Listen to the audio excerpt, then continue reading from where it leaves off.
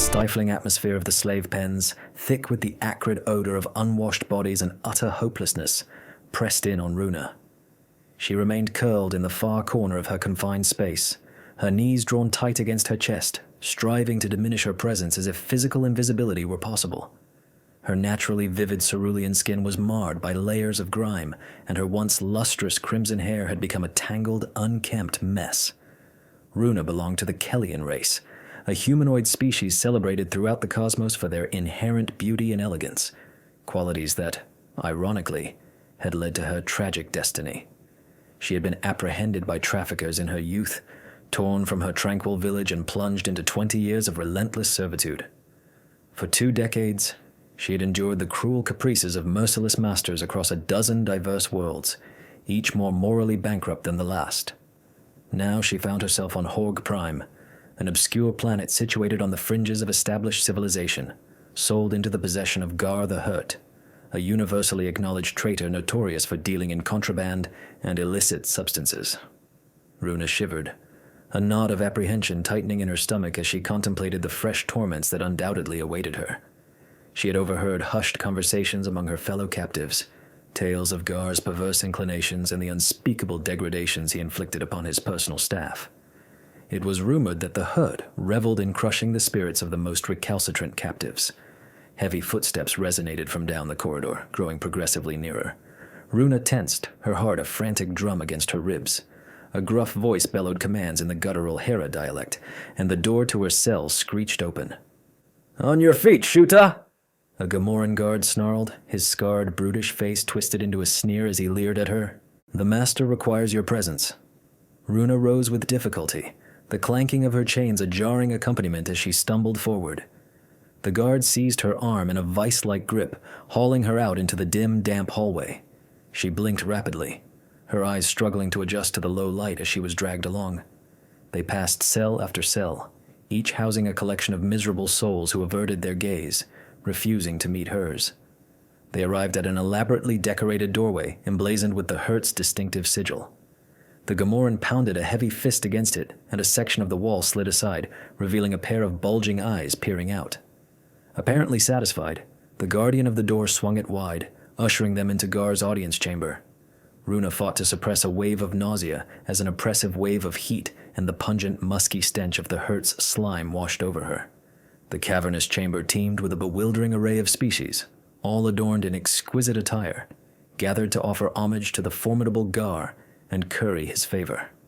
The Hurt himself commanded the space, his bulbous form sprawled obscenely across an elevated dais, his stubby arms draped languidly over the supple green flesh of his Twi'lek consorts.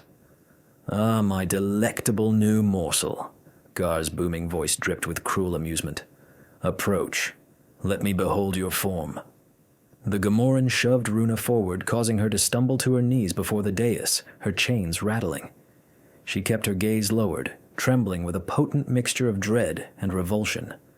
A pudgy finger, tipped with a sharp nail, cupped her chin, tilting her face upward. Gar's bulging orange eyes roved over her with predatory hunger, his tongue flicking out to moisten his drool-slicked lips. "Exquisite," he rumbled. "You shall be a magnificent addition to my collection. But first, you must be tutored, broken. I shall savor watching the fire drain from your eyes." Runa's body trembled, but she remained silent. Gar emitted a wet, gurgling chuckle and released her chin. He barked an order, and a tall, whip-thin Duros with a pallid blue complexion scurried over. "Varlo, escort our fiery beauty to the pleasure gardens and commence her instruction," the Hurt commanded. "I expect her to be prepared for the celebration of the fraying eclipse." "Indeed, my lord." Varlo bowed deeply. "It shall be done." The Duros seized Runa's arm and hauled her to her feet, marching her briskly from the audience chamber. As the imposing doors slammed shut behind them, he leaned in close, his breath hot against her ear. "Do not resist, girl," Varlo hissed. "It will only prolong your suffering. In the end, you will yield. They all do." Runa clenched her jaw, a solitary tear tracing a path through the grime on her cheek. Was this to be her fate? To have her spirit systematically dismantled, piece by agonizing piece, until nothing remained but a hollow shell, a plaything for the lust of a bloated monster? As Varlo dragged her into the cloying, perfumed expanse of the gardens, where captives underwent their training, Runa sent a silent plea into the uncaring void of space, a desperate supplication for someone, anyone, to deliver her from this waking nightmare. The Duros chained her to a post positioned in the center of a secluded grove and smiled, a thin, predatory curve of his lips as he withdrew a neural whip from the folds of his robe. "Now, pretty one," he purred, "let us begin." The whip uncoiled with a sinister hiss, and Runa squeezed her eyes shut. Yet even as searing white-hot pain coursed through her, she clung fiercely to a hidden ember of defiance, buried deep within her heart. She would endure this ordeal, as she had countless others before, and she would never relinquish the hope, however faint, of achieving freedom. The indomitable spirit of her people, though battered and bruised, had never been entirely extinguished. It whispered to her that someday, somehow, she would once again savor the sweet taste of liberty. As the cruel lash descended repeatedly, Runa retreated inward, to that last, inviolable sanctuary of her being, and there she guarded her most treasured possession, hope. Fragile, yet indestructible, it was something they could never steal, no matter how relentlessly they tried. It was hers, and hers alone, and as long as it persisted, so too did she. The eclipse ball represented the zenith of festivity in 100 parsecs, a dazzling spectacle of revelry and indulgence marking the precise alignment of Horg Prime's 7 moons. Gar the Hurt spared no expense in showcasing his immense wealth and power, transforming his already opulent palace into a phantasmagoria of dazzling lights, captivating music, and undulating forms. Runa stood upon a raised platform, her stillness broken only by the occasional clinking of her restraints.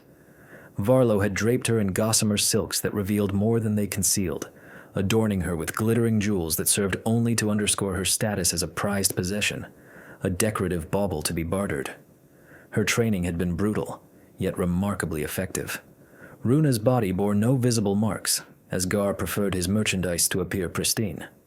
However, the wounds etched upon her soul were raw and profound. The Duros had derived a sadistic pleasure from his work, diligently breaking slaves to his master's will. Yet, through it all, Runa persevered. She retreated deep within herself, to that unassailable core where her true essence resided. They could shackle her physical form, but her mind remained untamed. She clung to that stubborn wellspring of hope, nurturing it in the hidden depths of her heart. It sustained her when all other solace seemed lost. Now, as the boisterous festivities reached a fever pitch, Runa observed the revelry through hooded eyes. The great hall was a riot of color and sound, thronged with representatives from 100 different worlds. Elegant moons, draped in shimmering robes, mingled with boisterous besses, their 4 bronzed arms waving tankards of frothing ale, and sinuous Viron, exuding pheromones that left many guests in a state of glassy-eyed desire. And there, at the very epicenter, presided Gar himself, his bloated form jiggling obscenely as he guffawed at some crude jest. The Hurt was in a particularly jovial mood tonight, his thick lips pulled back in a permanent leer as he surveyed his domain. Suddenly, a profound hush fell over the hall as a new contingent of visitors made their grand entrance. Runa craned her neck, attempting to peer through the milling crowds. Her curiosity piqued. The newcomers were unlike anything she had ever encountered. They strode in with an air of confident swagger, a dozen beings clad in peculiar armor that seemed to shimmer with an oily sheen. Their faces were entirely obscured by featureless black helmets, lending them an aura of menacing mystery. Each moved with a coiled grace that spoke of barely restrained power. But it was their leader who truly commanded attention.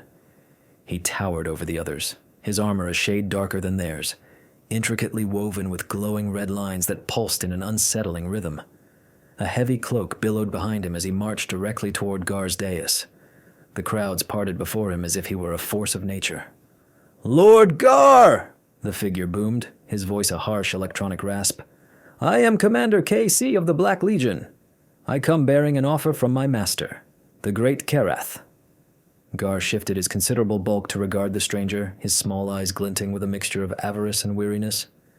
"You have my attention, Commander. Speak your purpose." Casey inclined his head. Kareth the Unyielding has long admired your business acumen and extensive information network. He wishes to engage your services for a matter of some delicacy. A trade, of sorts. The hurt leaned forward, a pudgy finger tracing a line on his chin. Indeed. And what is it that Kareth proposes in exchange for your assistance in securing certain artifacts? Kareth is prepared to offer you 12 prime worlds from the Outer Rim, Casey stated flatly. Unspoiled paradises, ripe for exploitation. A ripple of excited murmurs swept through the assembled guests. Such an offer was unprecedented. Even Gar appeared taken aback, his bulbous head bobbing as he considered the proposition. An intriguing proposition, the hurt rumbled, but I must have time for deliberation. Enjoy the pleasures of my palace for now, Commander. We shall speak again on the morrow. Casey bowed stiffly and turned on his heel, his black cloak swirling as he passed the slave platform. His helmet swiveled, and Runa felt the distinct sensation of his unseen gaze fall upon her. She suppressed a shiver, feeling as though she were being stripped bare before that pitiless regard. Then, the moment passed, and the commander was gone, swallowed by the teeming throng. Runa released a breath she hadn't realized she was holding, her skin prickling with unease. Something about these Black Legion mercenaries filled her with a profound sense of foreboding. They moved like coiled predators, exuding an aura of barely contained violence, and their leader, even without seeing his face, Runa sensed was a being who would let nothing impede his objectives. A cold tendril of fear wormed its way into her heart. What dark machinations were unfolding here? What role would she, a lowly slave, play in the intricate schemes of such powerful and ruthless individuals? Runa had no answers, only a growing certainty that her fate, for better or worse, was inextricably linked to these mysterious warriors from the void. The fragile ember of hope within her heart flickered before the looming shadow of the unknown, but she vowed not to let it be extinguished. Whatever trials lay ahead, Runa silently pledged to meet them with the same quiet fortitude that had sustained her thus far. Even a slave could harbor dreams of freedom, and sometimes, just sometimes, dreams did indeed come true. The eclipse ball was in full swing. The great hall, a whirling kaleidoscope of drunken revelry and unbridled debauchery. Runa paid little heed to the surrounding chaos, lost in thought as she so often was these days. Her mind kept returning to the Black Legion and their enigmatic commander. Whispers abounded concerning the Legion's fearsome reputation, tales of merciless warriors who emerged from the shadows to dispense their own brand of justice. Some claimed they were mere myth, bogeymen conjured to instill fear in the hearts of the wicked. Others swore they were all too real, an elite cadre of assassins who left only carnage in their wake. Suddenly a piercing scream shattered the din, cutting through the revelry. Runa's head snapped up, her eyes wide. Across the hall, a knot of panic spread through the crowd as beings shoved and clawed at each other in a desperate bid to escape some unseen threat. And then she saw them, dark figures pouring into the hall from every entrance, weapons at the ready. They moved with ruthless efficiency, incapacitating guards and guests alike with surgical precision. Stun bolts and tranquilizer darts flew, dropping their targets in heaps. Through the ensuing chaos strode a single figure, tall and commanding in his black armor. In one hand, he clutched a stun baton, its crackling energy casting eerie shadows across his impassive faceplate.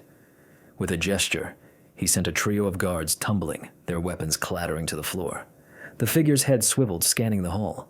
Runa felt her heart race as that implacable gaze fell upon her. Time seemed to slow as he raised a hand, pointing directly at her. Runa couldn't breathe, couldn't think. She was frozen, transfixed by the aura of power and purpose that radiated from him. And then, inexplicably, he turned away. The figure barked an order, and a squad of his warriors peeled off, charging toward the dais where Gar cowered behind a living shield of slaves and sycophants.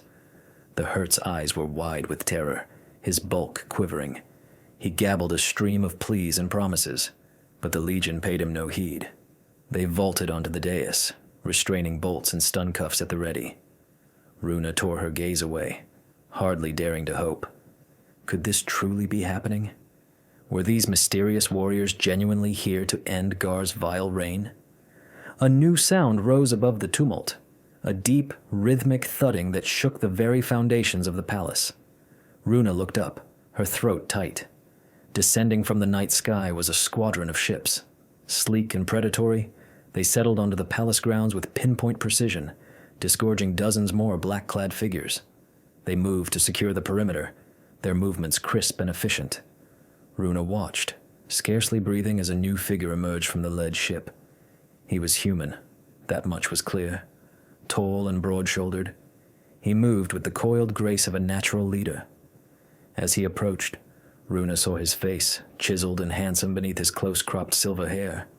His eyes were the color of storm clouds, intense and piercing. The human surveyed the scene, his expression one of grim satisfaction. Then his gaze fell upon Runa, and she felt a jolt run through her, as if she'd been electrified.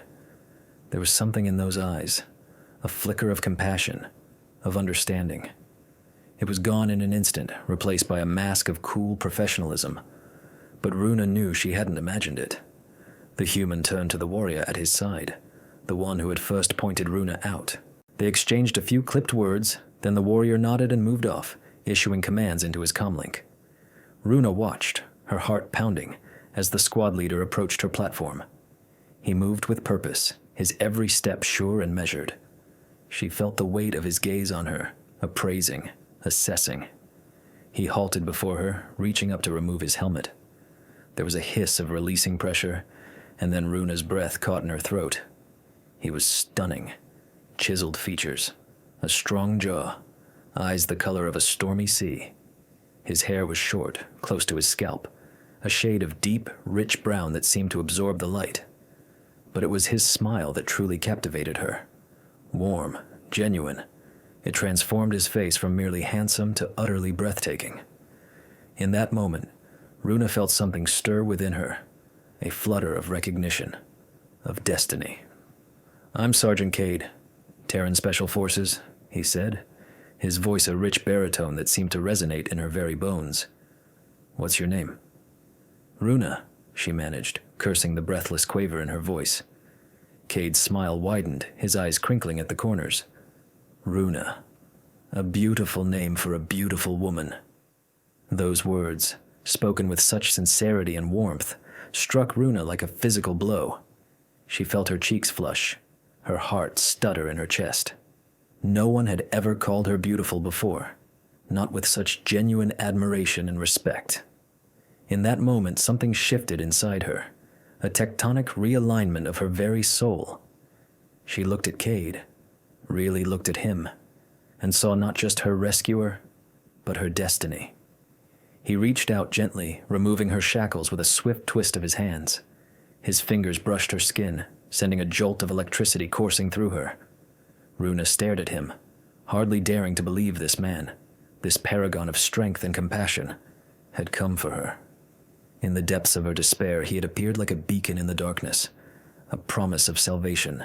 And now, looking into those fathomless eyes, feeling the warmth of his touch, Runa knew with a bone-deep certainty that her life would never be the same. This was more than mere gratitude, more than the rush of freedom. This was love, pure and simple. It had hit her like a thunderbolt, sudden and irrevocable.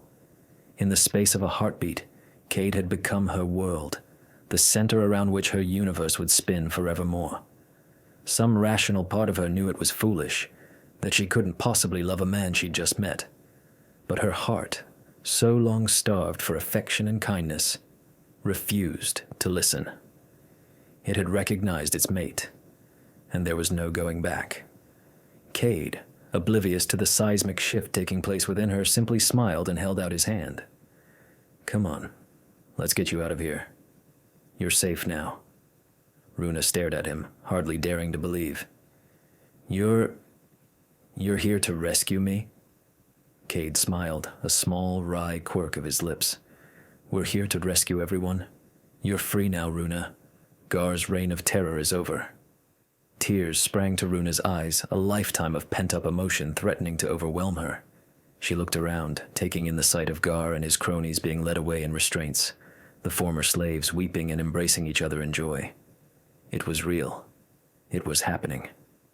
After so many years of darkness, a glimmer of light had finally pierced the veil. Runa turned back to Cade, a watery smile on her face. "Thank you," she whispered. "Thank you for saving us." Cade inclined his head, something warm and achingly human in his eyes. "It's what we do. No one deserves to live in chains." He held out a hand, an invitation and a promise. "Come on, let's get you out of here. There's a whole galaxy waiting for you." Runa placed her hand in his, marveling at the way they fit together like two pieces of a cosmic puzzle. She let him lead her away from the platform, away from the pain and degradation of her old life, towards freedom, towards joy, and towards a love that would shake the very stars from their courses. Together, they walked towards the waiting ships, into the bright, boundless future beyond. Around them, the newly liberated slaves hugged and wept, their faces alight with wonder and disbelief. Many fell to their knees, offering prayers of thanks to deities long forgotten. Others simply stared at the Terran Special Forces operatives in awe, marveling at these fierce, noble warriors who had risked everything to set them free. The air was thick with emotion, a heady mix of relief, gratitude, and unbridled happiness. Cade paused at the base of the ramp leading into his ship, turning to face the crowd. He raised a fist in the air, his voice ringing out clear and strong. "Today," he proclaimed, "we struck a blow against tyranny and oppression. Today we showed the galaxy that the human spirit will never be broken, never be conquered. Today we gave hope to the hopeless and a voice to the voiceless. Remember this day, my friends. Remember that no matter how dark the night, dawn always comes." A cheer went up from the assembled throng, a sound of pure, unadulterated joy. Runa felt it wash over her, felt it fill her up from the inside out. She looked at Cade, at the fierce pride and determination etched on his handsome face, and knew that she would follow this man anywhere, into the jaws of hell, into the heart of the unknown. It didn't matter. All that mattered was the unbreakable bond that had sprung up between them, the love that burned brighter than 1,000 suns. Hand in hand, they ascended the ramp, ready to face whatever challenges lay ahead, for they knew that together they could overcome anything. The journey from Horg Prime was a blur of activity and emotion. The Terran ships were a hive of controlled chaos, medics tending to the wounded, officers debriefing the freed slaves, technicians repairing gear and restocking supplies. Through it all, Runa remained at Cade's side, marveling at the easy efficiency of the Terran Special Forces. These were no ordinary soldiers, but a tight-knit brotherhood forged in the crucible of countless battles. They moved and acted as one, a well-oiled machine dedicated to a singular purpose, protecting the innocent and righting the wrongs of the galaxy. In the quiet moments between the bustle, Cade never left her side. He was a constant presence, strong and reassuring, always ready with a kind word or a gentle touch. With every passing hour, Runa felt herself falling deeper and deeper in love. It was more than just physical attraction, though there was no denying the electric thrill that coursed through her every time their eyes met.